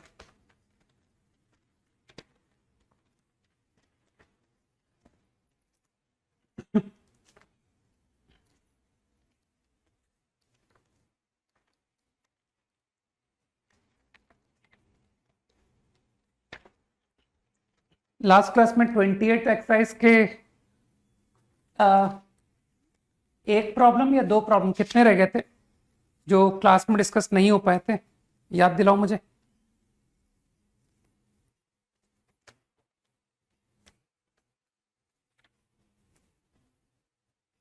कोई याद दिलाएगा कौन से वो क्वेश्चन नंबर थे जो डिस्कस नहीं हो पाए थे?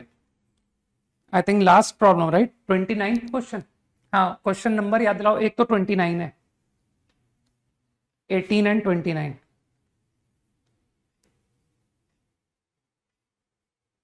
ओके, 18 एंड 29, ठीक है। तो first 18,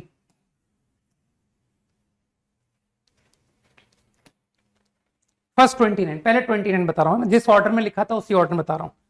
29 is a good problem, तुमने डेफिनेटली कर लिया होगा। Through vertex A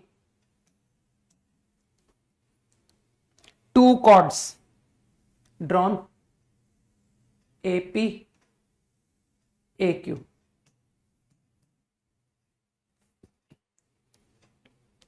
Circle on AP as diameter, AQ as diameter intersect in R।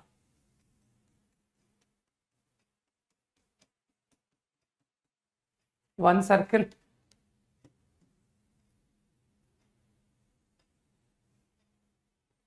diameter।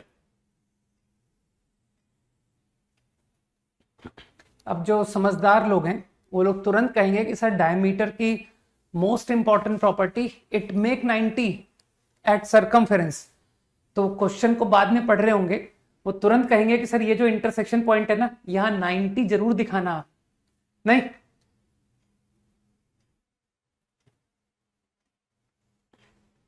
Ninety diameter make 90 and this diameter also make 90। तो बिल्कुल 9/10 की ज्योमेट्री यूज हो रही है। अब मानते हो सर ये 90 और ये भी 90, तो ये 180। इसका मतलब है ये तीनों कोलिनियर हो गए। बिल्कुल सही है ना दीप्ता? तो कोलिनियर, नाम क्या था इसका पॉइंट का? R, intersect in are.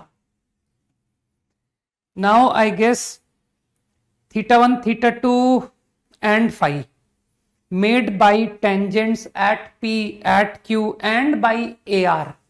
AR तो कॉर्ड है। अब तुम्हारी तो आदत पड़ी है कि सर मैं तो T1, T2, मैं तो पैराबोला के क्वेश्चन T से ही करते आया हूं। तो मानते हो ये जो ए आर है जिसको तुमने फाई बोला है, तो कुछ लोग जानते हैं कि सर ये कॉर्ड की परपेंडिकुलर, कॉर्ड होता है 2/T1 प्लस T2, समझ गए? तो 2/T1 प्लस T2, तो it is minus of T1 plus T2 by 2। कुछ लोगों को समझ में आई बात? अब मुझे ऐसा लगता है कि थीटा वन टेंजेंट P पर टेंजेंट, तो याद है ना sir 1/T is tan θ1, tangent का स्लोप। तो I think T1 is cot θ1। मेरे ख्याल से प्रॉब्लम खत्म। ये सर ये तो हो गया over, cot θ1 cot θ2 by 2, easy.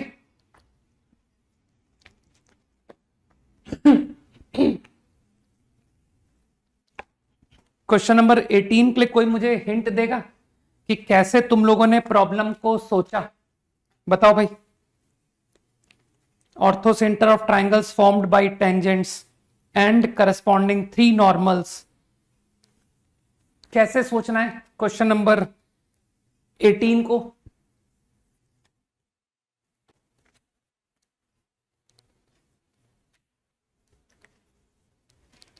बताओ भाई।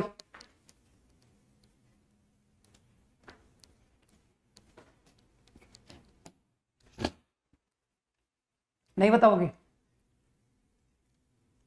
किसी एक को पहले बात करते हैं ना कि sir let us first talk about tangent sorry orthocentre of triangle formed by tangents.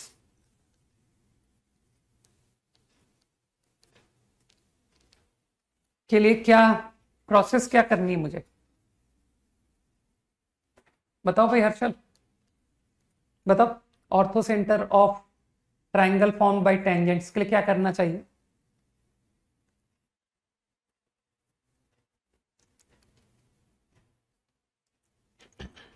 लिखो लिखो, चैट पर लिखो यार। अब तो मैं कह रहा हूं चैट पर लिखने को, लिखो चैट पर, जो बात पूछ रहा हूं उसका जवाब लिखो।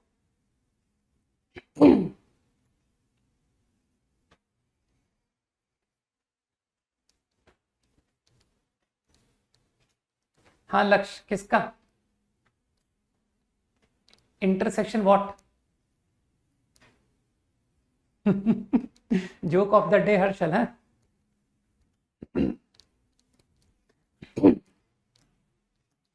आईआईटी के गार्ड्स हंसेंगे, ठीक है ना? इतनी तो गणित आईआईटी के गार्ड्स तक को आती है। ऑर्थो सेंटर की बात हो रही है, ortho centre. I am talking about ortho centre, triangle formed bye. कैसे सोचते हैं? कम से कम ट्राइंगल तो बता दो पहले कि सर ट्राइंगल तो चलिए अपने बना लिया, ये है ट्राइंगल। उसके बाद क्या करते हैं? मेरे ख्याल से टू द पॉइंट कुछ लिख रहा है कि सर साइलेंटली एल्टीट्यूड का इंटरसेक्शन करते हैं। ऑर्थो सेंटर के सारे क्वेश्चन हमने इसी तरह से होते हुए देखे हैं कि जिस ट्राइंगल के ऑर्थो सेंटर की वो बात करे उसके एल्टीट्यूड लिख करके ही हमने अब तक क्वेश्चन बनते हुए देखे हैं। ठीक, तो अब तुमको समझ में आ गया होगा ना कि 11वीं में तुमने कितनी बढ़िया पढ़ाई की है। ठीक, तो I guess T1, T2 and T3, तो जब साइलेंटली कोई रिवाइज करवा रहा है वरना तो उसका बेनिफिट लेने की कोशिश करो, ना कि किसी को समझाने की कि सर ऐसा क्यों करा रहे हो। ठीक है ना? तो जो जो भी बताया जा रहा है वो मेरे ख्याल से उससे बेनिफिट ही हो रहा होगा लोगों को। तो मानते हो कि सर ये ट्राइंगल के तीनों वर्टिसेस मुझको पता पड़ गए? कुछ लोग समझ रहे हैं कि सर ये T1 T2 का इंटरसेक्शन है टेंजेंट्स का, तो I know coordinates, I know coordinates, I know coordinates. Now I am going to write one altitude. तो one altitude for example let me write this altitude. तो जिसको अकल है वो तुरंत कहेगा सर स्लोप मिल गया, ये आपकी टेंजेंट है ना 1/T3, तो ये altitude -T3, -T3 slope and passing through this point, जिसको कि मैं पहचानता हूं T1 T2। अगर कुछ गलत लिख दिया हो तो बता देना।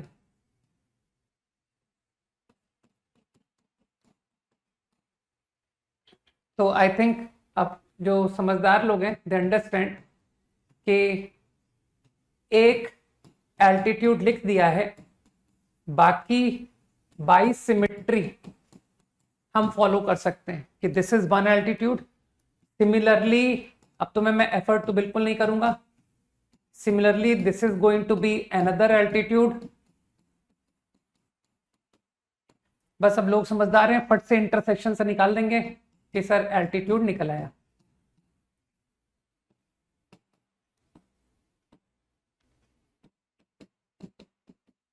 देखो कितना इजी आ गया, -a और x आ गया तो y पुट करके निकाल दो कि सर -t3 है तो 1 + 2 + 3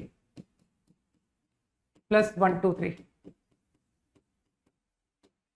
तो मैंने एक ट्राइंगल का ऑर्थो सेंटर निकाल दिया है कि sir ortho centre is coming to be h1 of triangle formed by tangents this.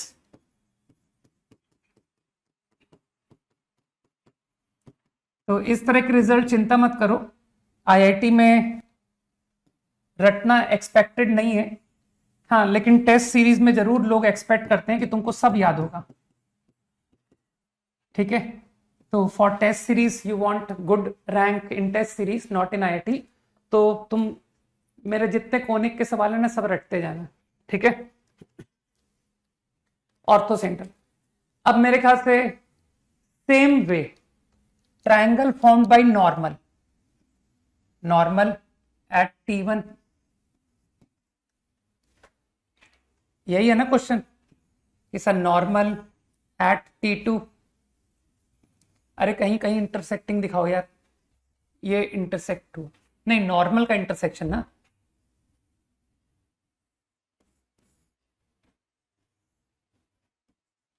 देखो भाई नॉर्मल से ट्राइंगल फॉर्म करता हुआ कहां दिख रहा है, एक ये नॉर्मल है, एक ये नॉर्मल है, और तीसरी नॉर्मल कहां दिखाई थी मैंने, ये दिखा दी क्या, ये रहा ट्राइंगल कि सर ये गंदा सा ट्राइंगल दिख रहा है, कुछ ज्यादा छोटा बन गया ना। देखना एक बार, यही है क्या triangle, normal at point, normal at point, normal at point, यही बना ना ट्राइंगल, गलत तो नहीं बोल दिया। तो T1 T2 T3, तो तुम समझ गए बात को कि सर कोऑर्डिनेट्स तो आ गए, है ना, ये 1 2 का इंटरसेक्शन है ना, तो किसी भी एक कि सर ये 1 2 के इंटरसेक्शन से एल्टीट्यूड, ठीक 1 2, तो तुम तो समझदार हो कि सर ये जो लाइन है ये -T3, तो what is this altitude 1/T3, दिमाग में जा रहा होगा। एंड पासिंग थ्रू, वो किसी को याद है आज भी कि सर वो नॉर्मल्स का इंटरसेक्शन बड़ा भयानक रिजल्ट था, है ना, मैं खुद ही मिस कर रहा हूं। T1² + T2² प्लस, याद करने दो, T1 T2 intersection plus T1 T2 + 2।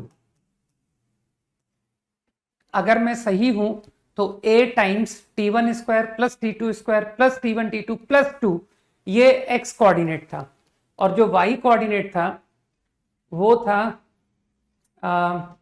जगह नहीं बची यार यहां पर, -a T1 T2 T1 + T2 -a, तो here you get T1 T2 into T1 + T2। ये तुम लोग वो कॉपी में देख लेना, है ना, तुमने नोट्स तो बनाए हैं, तुम लोग बात को तो ध्यान रखते हो, ठीक है, कि सर एग्जाम के बाद रिग्रेट ना हो, इसलिए आपकी बात मान लेते हैं, क्योंकि आपकी बात जो है ना वो बिल्कुल जेई के एकदम सटीक है, राइट। तो बस ठीक है, एक एल्टीट्यूड लिख दिया, T3 by -x is minus of a T1² T2² T1 T2 + 2, और इसको भी धरी ले आओ यार, a T1 T2 T3 T1 T2 T3, बहुत भयानक सा आंसर आ रहा है, I understand, T1 plus T2। सही है ना कैलकुलेशन मेरी? अगर मैं ठीक कर रहा हूं तो ये तुम्हारी एल्टीट्यूड आई। कोई एक मुझे जल्दी से वेरीफाई करो कि मैंने एल्टीट्यूड की इक्वेशन एकदम सही लिख दी या नहीं। हाँ का वेट कर रहा हूं। सही है। अरे मैंने नोइंगली तुमको लोनी के अच्छे पेशेंस वाले प्रॉब्लम निकाल निकाल के दिए थे, मालूम है तुमको? ठीक है ना?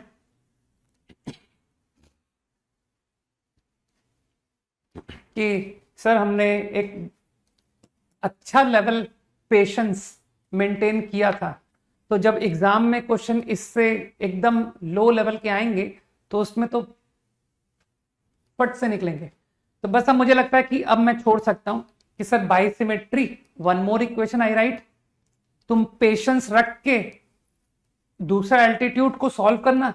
और तुम मानते हो ना कि सर क्वेश्चन पूछा गया था three normals equidistant from axis. Axis मतलब समझते हो? Axis of parabola. तो ये ऑर्थो सेंटर है, ये ऑर्थो सेंटर है। तो एक्सेस ऑफ पैराबोला मतलब एक्स एक्सेस। तो एक्स एक्सेस से डिस्टेंस ये निकला ना, ठीक? तो मेरे ख्याल से देखना कि सर जो अगला ऑर्थो सेंटर आता है ना, उसका भी डिस्टेंस यही आ रहा होगा। निकालना है कोऑर्डिनेट, देखना क्या इंटरेस्टिंग आंसर आता है। तो मैं नहीं करने में इंटरेस्टेड हूं, तुम्हारे लिए छोड़ रहा हूं। ठीक है कि सर हमको ना वाई कोऑर्डिनेट में इंटरेस्ट है। इतनी इतनी बात समझ रहे हो कि नहीं? कि सर मुझे एक्स नहीं निकालना, मुझे सिर्फ वाई से क्वेश्चन हो जाएगा कि आप तो सीधा इन दोनों को सब्ट्रैक्ट कीजिए, you will get y coordinate बस, and that will answer your problem.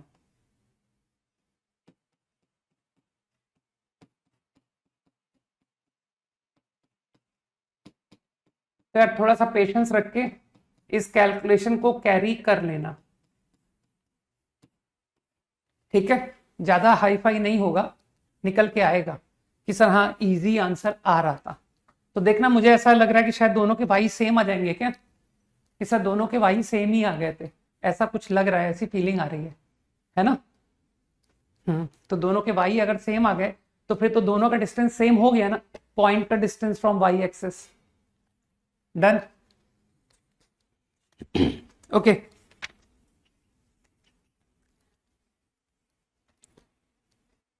चलो अब एक अच्छा इंटरेस्टिंग क्वेश्चन देता हूं, थोड़े से अच्छे डिफिकल्ट वाले क्वेश्चन तुमको करने हैं ना, तो समय को ध्यान रखते हुए एक काम करता हूं, तुमको सीधा पहले टफ प्रॉब्लम्स पे ही लेके चलता हूं, है ना?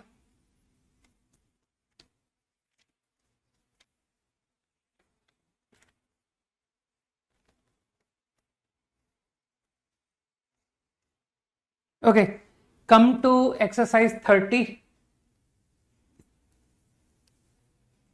Exercise 30 and do problem number 25। फटाफट करो, फास्ट।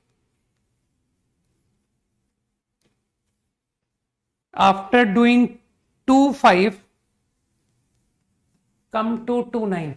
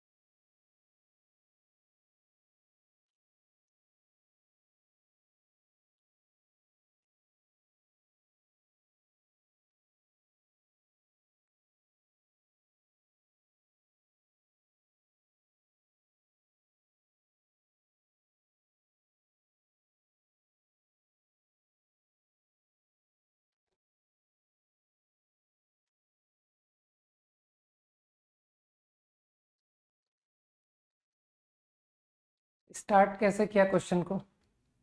पहला स्टेप,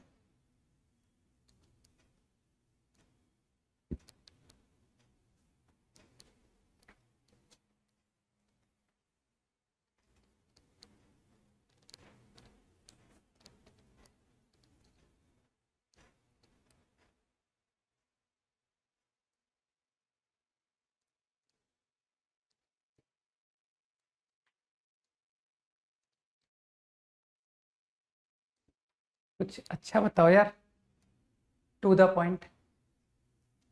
प्रॉब्लम का मीनिंग तो समझ ही चुके हो ना?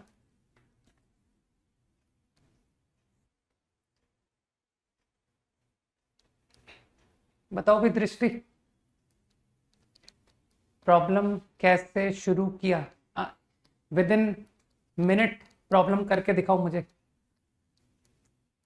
खाली सिलेबस कंप्लीट होना ही थोड़ी होता है कि सर सारी थ्योरी पढ़ ली है, सिलेबस हो गया। क्वेश्चन जीरो हैं, लेकिन करके दो प्रॉब्लम यहीं कहीं अभी।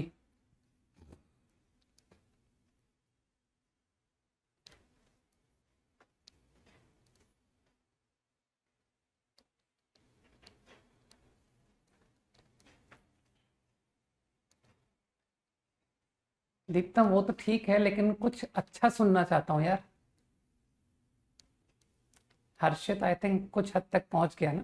हर्षित कुछ स्टार्टिंग आइडिया नहीं बता रहे हो यार, मैं स्टार्टिंग आइडिया सुनना चाहता हूँ।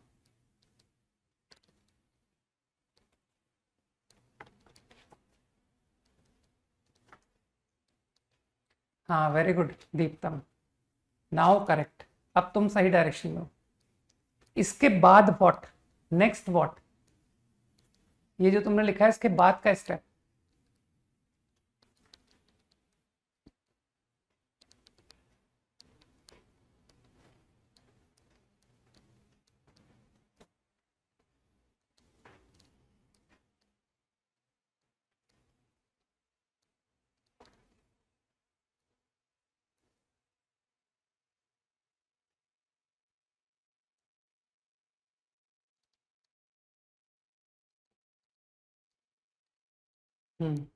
सही है।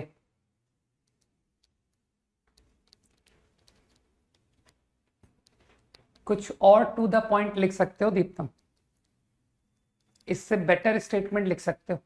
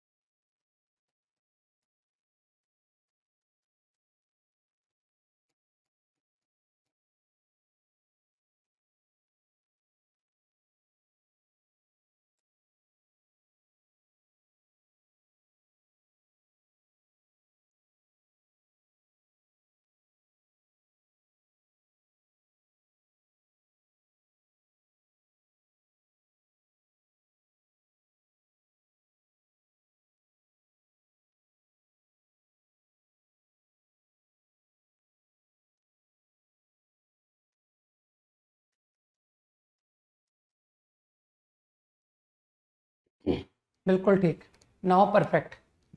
मुझे लगता है कि कुछ लोग मेथड तक पहुंच गए कि सर ये लोकस का मतलब ही है एच के। तो हालांकि मेरी आदत जीएफसी सर्किल लेने की है। अच्छा ये ओरिजिन भी है ना? तो जी एफ, तो थोड़ी सी समझदारी बताते हुए कि let this be the circle. मानते हो सी लिखने की आवश्यकता नहीं है, प्रॉब्लम की इंफॉर्मेशन को तुमने पढ़ा है ना? लिखा था ना इसमें, प्रूव दैट। हाँ ठीक है, ठीक है। तो I think you all understood everything perfect. अब मुझे लग रहा है कुछ लोग समझ पा रहे हैं कि सर अब आप सर्किल और पैराबोला के इंटरसेक्शन की बात करने वाले हो। तो मेरे ख्याल से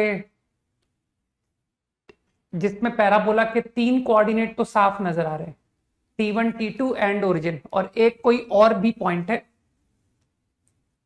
चिंता मत करो, मैथमेटिकली दिख जाएगा।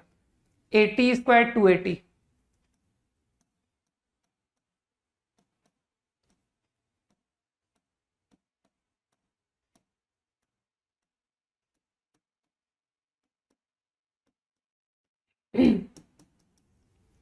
देखना कुछ लोगों को मेरी बात समझ आई कि सर मैथमेटिकली क्लियर हो गया कि 4 इंटरसेक्शन पॉइंट होंगे पैराबोला पर, जिसके 3 तो और एक फोर्थ, कुछ मान लो T3।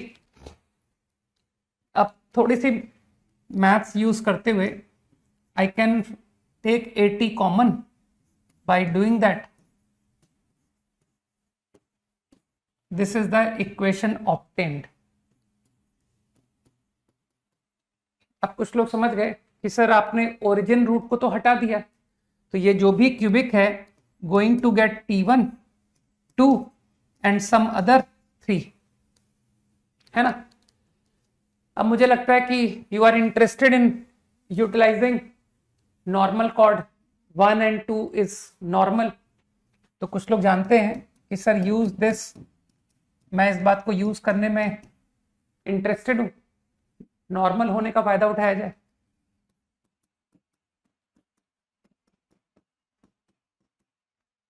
अब मुझे लगता है कि from cubic you can see कि सम ऑफ रूट्स तो 0 है, T1 plus T2 plus T3, है ना। तो this is what minus T3। तो एक रिलेशन आ गया, है ना। किसी ने बहुत पहले, मैंने देखा था किसी ने बहुत पहले लिखा था प्रोडक्ट इज 2, लेकिन शायद उसने गलती से T1 T2 लिखा था, जितना मुझे ध्यान आ रहा है ना। तो that is not T1 T2, इसका प्रोडक्ट 2 नहीं आया है, राइट। वो ये थर्ड पॉइंट का प्रोडक्ट आया T1 T3, फाइन। अब तुमको मन कर रहा होगा कि सर फिर से इस क्यूबिक पर जाइए और प्रोडक्ट ऑफ रूट लगाइए, सही कहा ना मैंने। तो product of root is 4k by a which is T1 T2 T3, but using that 2 T2। आराम से सोचो कि ये मैंने 2 T2 कहां से लिखा। तो अब कुछ लोग समझ गए कि सर T2 की तो वैल्यू आ गई, और अब जो लोग समझ पा रहे हैं बात को वो कहेंगे सर इसे आप क्यूबिक में पुट करा दीजिए। तो बस क्यूबिक में पुट करोगे तो जो भी HK में रिलेशन है इज माय आंसर, वो ही लोकस होगा। अगला, दैट इज प्रॉब्लम नंबर 29। जल्दी करो।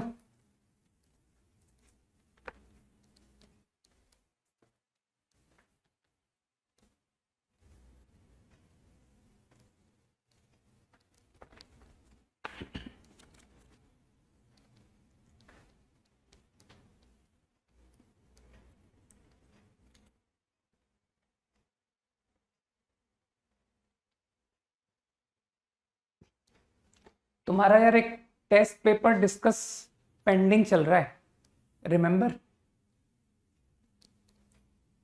तो उसके लिए अभी से डेट डिसाइड कर लेते हैं, क्योंकि वेडनेसडे बहुत शॉर्ट होता है और 45 मिनट्स होते हैं वेडनेसडे को, है ना। तो टेस्ट का discussion let's do on Thursday and Friday. Thursday Friday paper 1 and paper 2,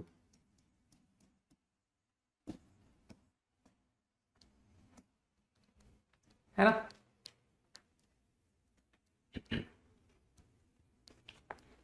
बस एक प्रॉब्लम कर लो, क्लास एंड करते हैं।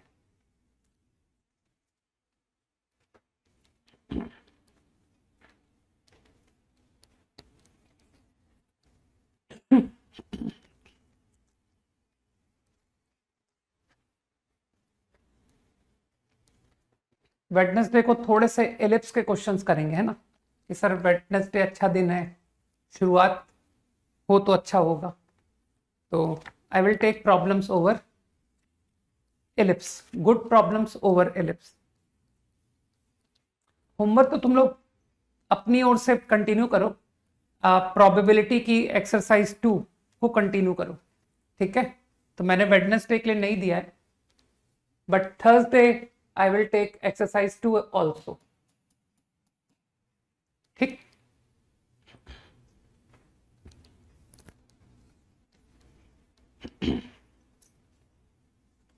प्रोबेबिलिटी में आई थिंक केवल 2 ही एक्सरसाइज बाकी है ना, 2 और 3, अगर मैं सही हूं तो दोनों दिन का होमवर्क डिस्ट्रीब्यूट कर देता हूं। फर्स्ट 15 क्वेश्चंस, रिमेनिंग एक्सरसाइज 2,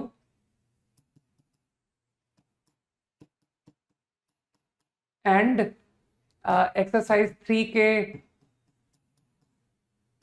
चलो 5 प्रॉब्लम, ओनली 5, ठीक है ना। होमवर्क काफी कम दिया मैंने।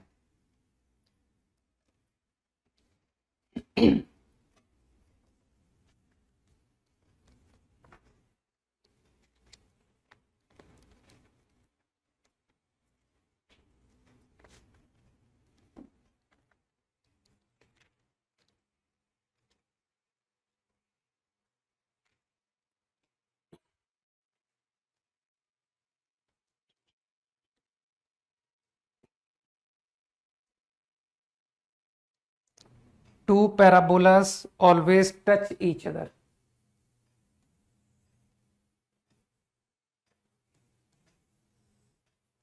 ऐसा कुछ क्वेश्चन हुआ ना, स्लोप इक्वल करके हो गया ना, सही है लक्ष्य।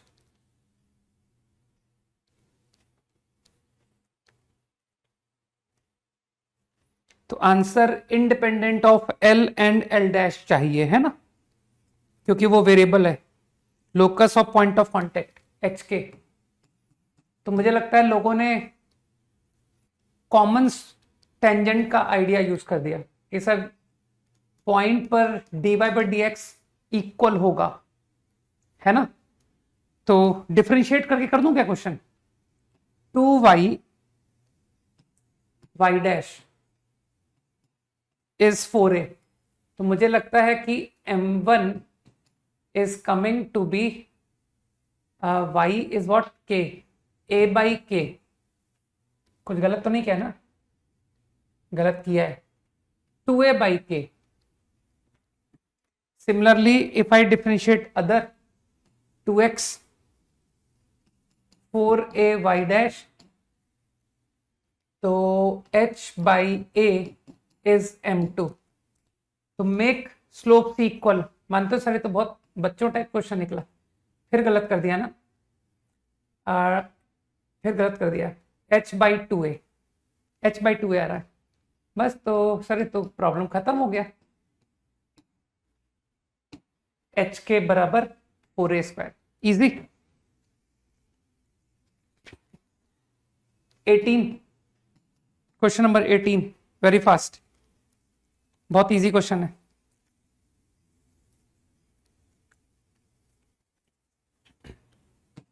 ट्वेंटी वन ऑल्सो,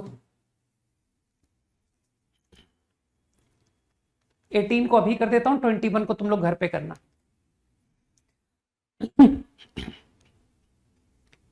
और जो लोग और भी क्वेश्चन करने में इंटरेस्टेड हैं कि सर मेरे को कुछ और अच्छे सवाल बता दो, तो 22 also is a good problem, ये भी अच्छा क्वेश्चन है।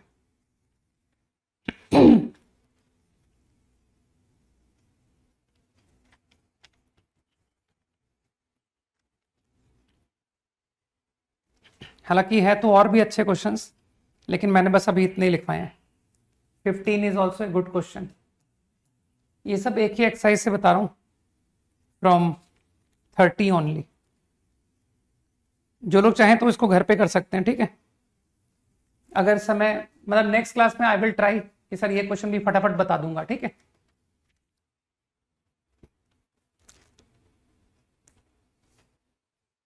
एक इजी क्वेश्चन भी देता हूं, 2, सर एक लल्लू क्वेश्चन भी होना चाहिए ना।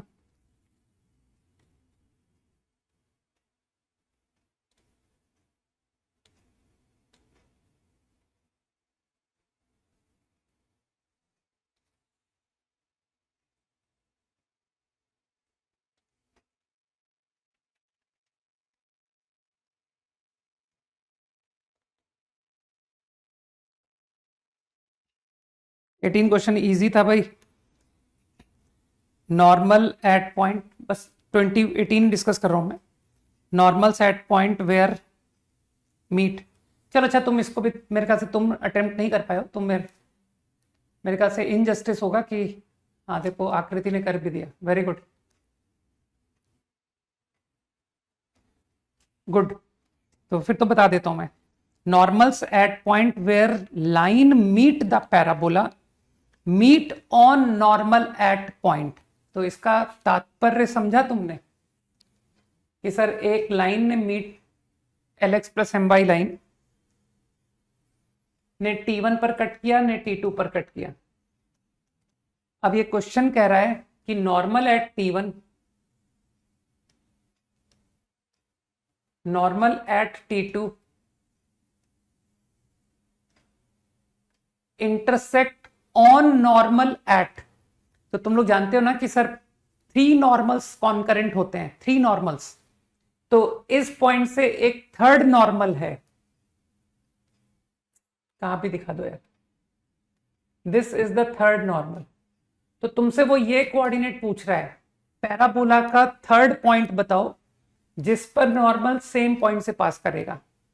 तो ये क्वेश्चन सिर्फ और सिर्फ तुम्हारा T1 plus T2 plus T3 zero से ही हो गया कि सर वो नॉर्मल एट पॉइंट T लिख करके they intersect at alpha beta जैसे ही करते ना तो हमको एक क्यूबिक मिलती है और उसका सम ऑफ रूट्स जीरो आता है, रिमेंबर, ठीक है ना। तो मेरे ख्याल से दीपमन ठीक बता रहा है और आकृति ने भी आंसर किया कि सर आप जाइए एलएक्स प्लस एम वाई पर और उसे T1 T2 intersection put AT square to AT L X plus M Y is 1। बस यहां से T1 प्लस T2 निकल आया और T1 प्लस T2 के थ्रू T3 निकल आएगा कि if I know T1 plus T2 then I also know T3। तो मान से तुमसे T3 तो पूछा था, AT3 स्क्वायर कॉमा 2AT3, तो बस उससे प्रॉब्लम ओवर। तो तुम ये क्वेश्चंस ट्राई कर सकते हो, है ना, तो इनको कर लेना। तो नेक्स्ट क्लास डिस्कस कर लेंगे क्विकली, है ना। चलो भाई बाय, जय हिंद।